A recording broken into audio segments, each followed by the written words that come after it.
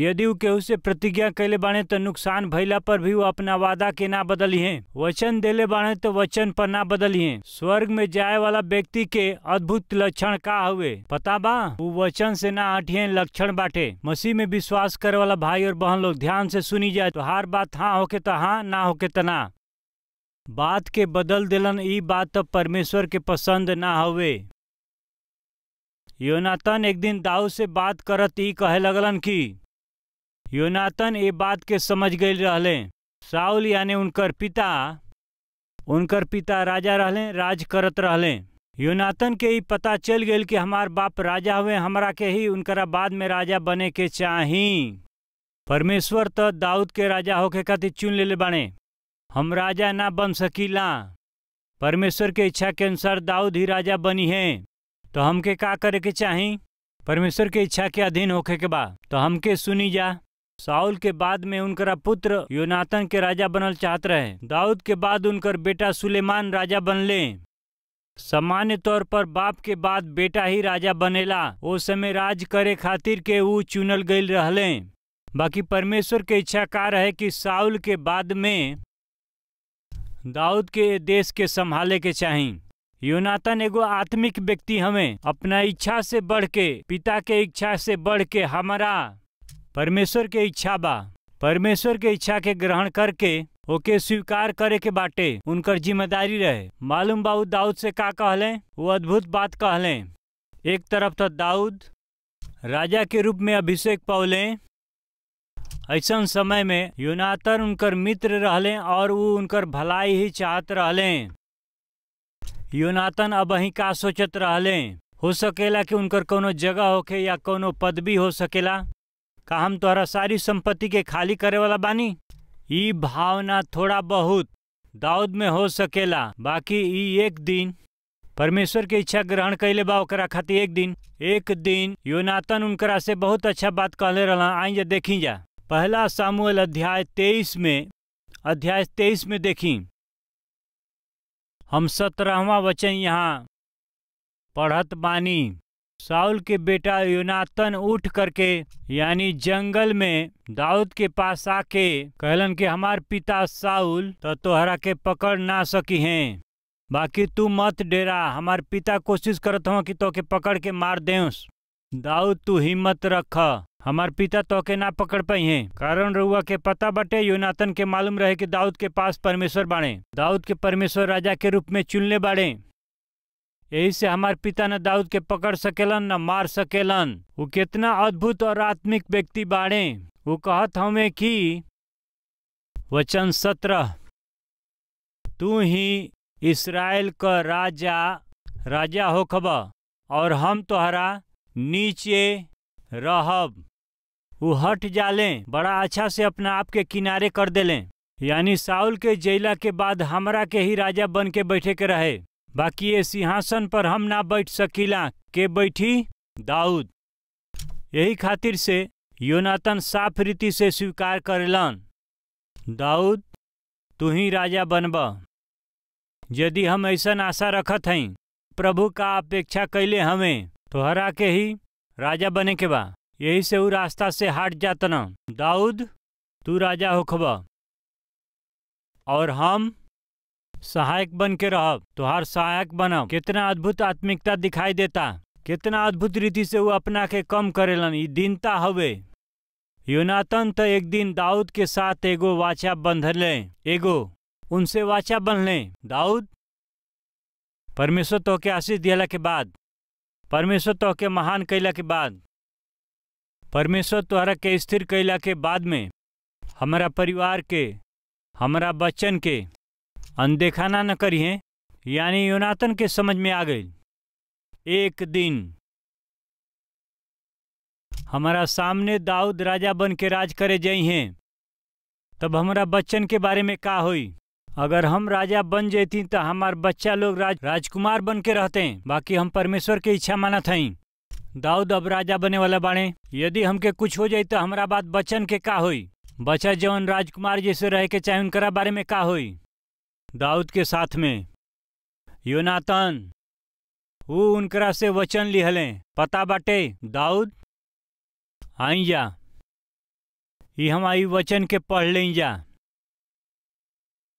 अध्याय 20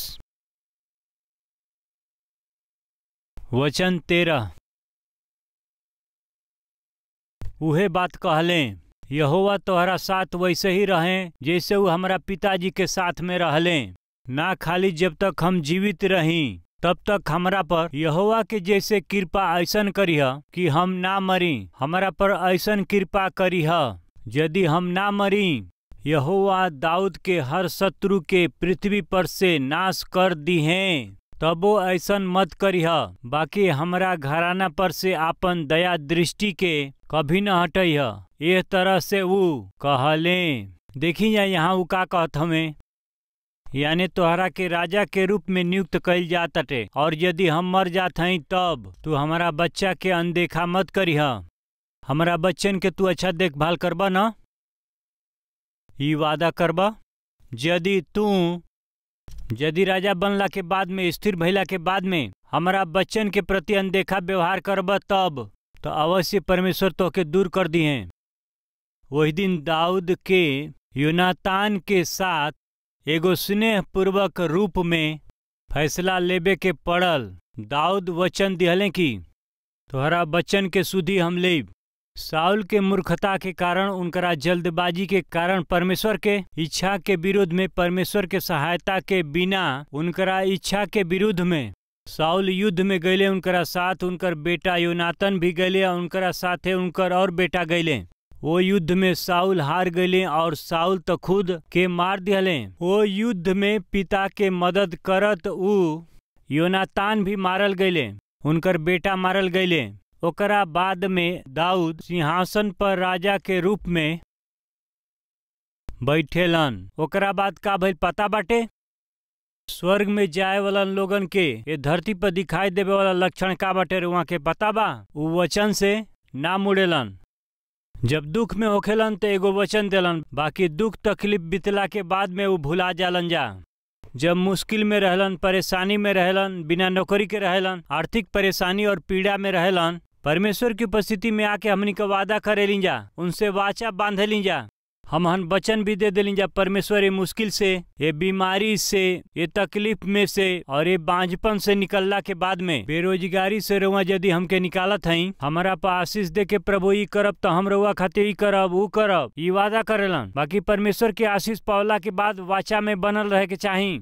इस सब करा खातिर संभव ना होखेला, उन्हीं खातिर संभव होखेला जे स्वर्ग में जाए वाला बा। वचन पूरा कैला के स्वभाव उनकरा में दिखाई देवेला। देखल जाई दूसरा सामुएल में अध्याय 9 से हमनी का कुछ वचन के पढ़ल जाई। योनातान के कारण दूसरा सामुएल अध्याय 9 वचन 1 का साउल के घराना में अब तक बचल बा का, जेकरा के योनातान के कारण प्रीति देखाई।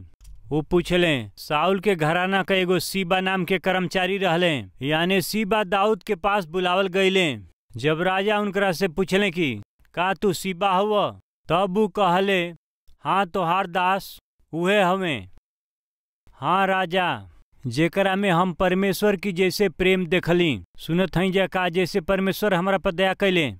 का साउल के घराना में से अब तक केहू बचल बाटे का, जेकरा के हम परमेश्वर की जैसे प्रेम दिखाई कहले। वचन में आगे कहेला कि हाँ योनातान एगो बेटा तो हमें, उनकरा पर उपकार दिखावे के वचन उ दिहले। योनातान के वचन देले रहले, हम तोहरा के स्मरण रखब, तोहरा संतान के हम स्मरण रखब। हमहन के बीच में प्रतिज्ञा बाटे। योनातान के मरला के बाद दाऊद जब राजा बनले तो एकरा के याद कैले। हम योनातान के वचन देले रहली, तोहरा संतान के हम देखभाल करब। तो उ का कैले कि अपना आदमी के भेज के उनकरा से संबंधित कोनो बच्चा बाणे का, साउल के परिवार से केहू जिंदा बाटे का, ऐसन कह के साउल के संबंध के लोगन के बुलौले। और उन्हन में से एगो योनातान के बेटा रहले। के रहे? तीसरा वचन के अंत में हम पढ़त हई, योनातान के एगो बेटा बाणे जवन लंगड़ा बाणे। हाँ उनकर एगो बेटा बाणे। एह तरह से उ कहले। राजा पूछले कि उ कहाँ बाणे, तो सीबा कहले कि उ तो लोतबार नगर में अमीएल के पुत्र साकेत के घर में रहेला। तो जा करके योनातान के पुत्र के हमरा लगे यरूशलेम में लेके आव। उनकर नाम का है? आई जाए के देखल जाई। मपीबोशेत के लेके आव। ऐसन बात उ कह दिले तो उ जाके मपीबोशेत के लेकर के अइले।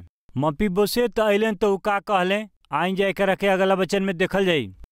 दाऊद उनसे कहले कि हमरा से मत डरा, तोहरा पिता योनातान के कारण हम तोहरा के निश्चय ही प्रेम दिखाइब और तोहरा दादा साउल के सगरी जमीन तोहरा के दे देब, तोहके वापस करब। देखत है ना, सुनत है ना। मपीबोतेस हिम्मत बान्ह, आज हम राजा बानी, बाकी जवन कुछ भी साउल के संपत्ति बाटे उ सब कुछ तोके देतनी। योनातान हमार मित्र रहले, हम उनसे वाचा बंधली कि उनकरा बच्चा के हम अच्छा से देखभाल करब। यही से जवन भी धन तोहरा के मिले के चाही, सामान्य रूप से घर के मालिक जब मर जाले ओकरा बाद में वो विषय में भाई आके या बहन आके प्रार्थना के सहायता चाहलन तो का कहलन, प्रभु जी हमार पति एक्सीडेंट में मर गईले, 3 गो बच्चा बाड़े पिता, अच्छा नौकरी रहल, बहुत पैसा रहे पिताजी, बाकी आज खाए खातिर एगो निवाला नहीं खे। जब वो ऐसा कहलन तो कहलन कि रउआ धनवान रहली ना, खाए खातिर अब कुछ नहीं खे, ऐसे कैसे? हाँ जी। उनकर जे भाई रहल वो सब लोग अन्याय करके हमारा पति के संपत्ति छीन लेले बाड़े, गलत उ दस्खत करवाउले और हमरा के और हमरा बच्चन के 1 एकड़ भी जमीन हमनी के ना दिहले और ना ही घर दिहले। धन संपत्ति जौन रहे अन्याय से उ लोग छीन लिहलन जा। ई दुष्ट लोग हमें घर के करता धरता आदमी मर जाओ तो, नौकरी करे वाला मर जाओ, खेती बाड़ी करे वाला मर जाओ तो उनकरा खेत के लूटे खातिर, उनकरा संपत्ति के लूटे खातिर के, उनकरा धन के लूटे खातिर कितना लोग तैयार रहेलन, दुष्ट लोग। बाकी यहाँ दाऊद कहेलन साउल के धन में से हमके कुछ न चाही, वो सब कुछ हम तोहके देत हई। उ कह के वहाँ ना रुकले, हे मपीबोशेत एगो बात तोहके बतावे के बा। का प्रभु?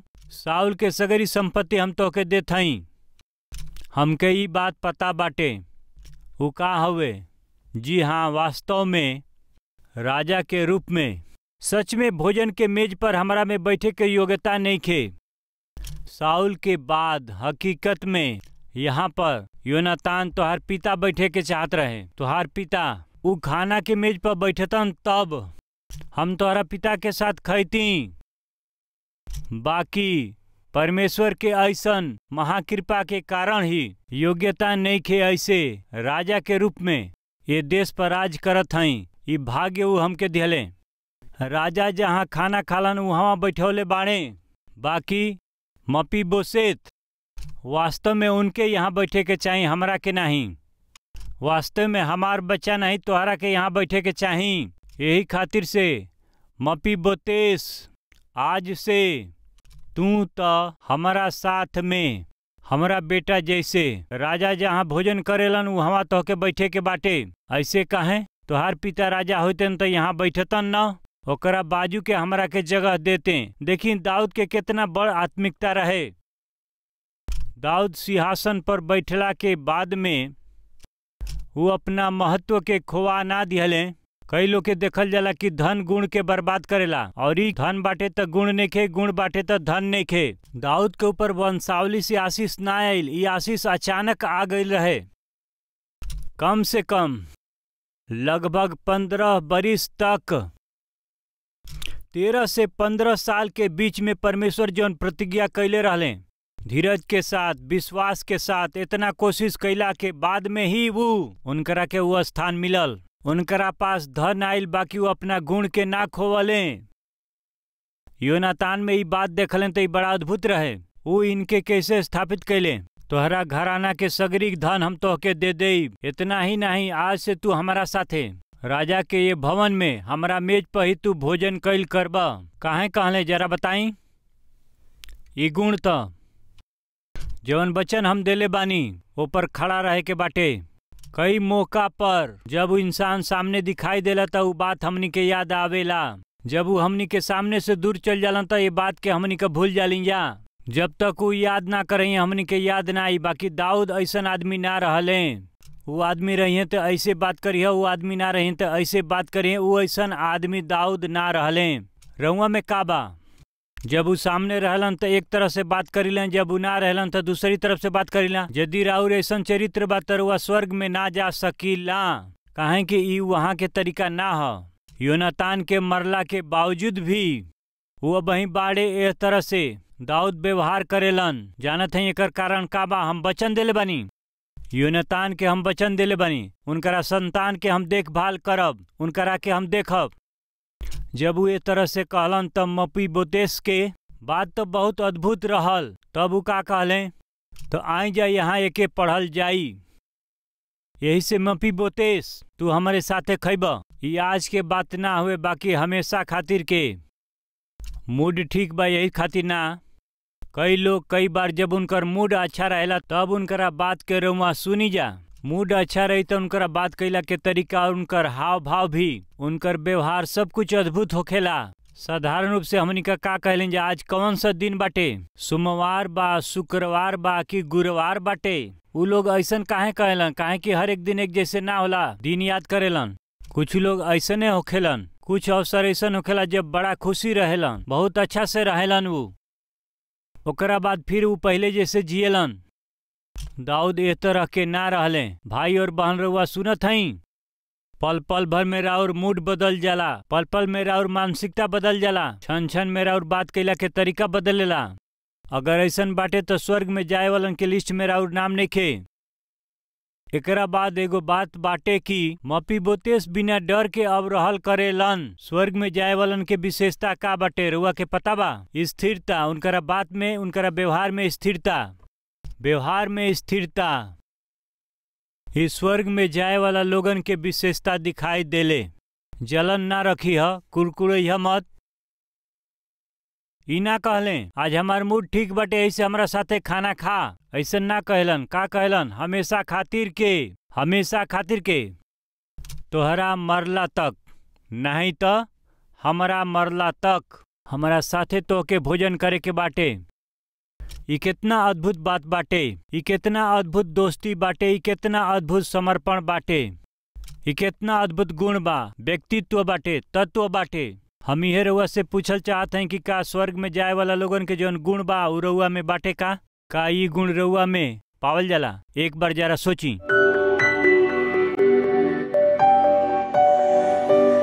पवित्र पिता हमनी से बहुत साफ रीति से रउआ बात कैली हई। स्वर्ग में जाए वाला लोगन के बीच में कौन गुण दिखाई देई? दिखे वाला गुण के रउआ हमनी के बतौली हई। यदि ऐसन गुण हमनी में ना पावल जाई तब तो ये विषय में रउआ हमनी के मदद करी। हम प्रार्थना करत हई कि सब करा के रउआ दर्शन देई। रउआ हमनी से बहुत ही साफ रीति से बात कैली हैं, रउआ हमनी से साफ बात कैली हई। हमनी के देश के, हमनी के राज्य के रउआ आशीष देई। जे भी लोग हमनी के साथ प्रार्थना में जुटल बाटे सब के रउआ आशीष देई। प्रभु यीशु मसीह के नाम से हम ही प्रार्थना के मांगत हैं पिता, आमीन। हमार पता बा Calvary, post box number 30, Kukatpally, Hyderabad 72।